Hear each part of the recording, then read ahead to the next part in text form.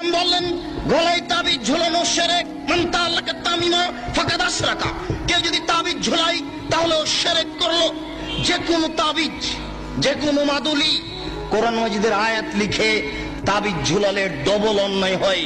কোরআন মাজিদ কারো গলায় ঝুলে পায়খানায় যাওয়ার জন্য আসেনি, গলায় ঝুলে পেশাবখানায় যাওয়ার জন্য আসেনি। যে কোনো অন্যায় করবে কোরআন মাজিদের আয়াত গলায় করে, এটা নয়।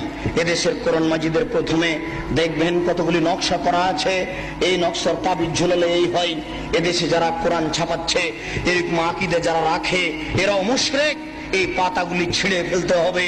এরকম কোরআন ছাপায় যারা, তাদের বিরুদ্ধে যতদূর শক্তি প্রয়োগ করা সম্ভব তা করার জন্য চেষ্টা করতে হবে।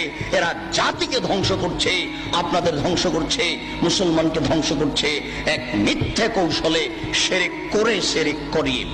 বায়সাতের পাগড়ি বেঁধে যদি কোরআন মাজিদের আয়াত দিয়ে জুব্বা পরে আল খাল্লা পরে যদি তাবিজ লিখে দেয়, তবুও তা শিরক হবে। সাবধান থাকবেন। রাসূল সাল্লাল্লাহু আলাইহি সাল্লাম বলেন, মান আতা আররাফান ফাসালাহু ফাসাদ্দাকা বিমা কালা লাম তুকবাল লাহু সালাতান 40 লাইলা।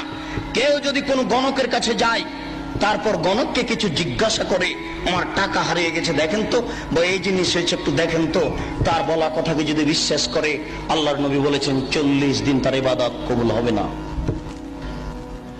40 দিন তার সালাত কবুল হবে না।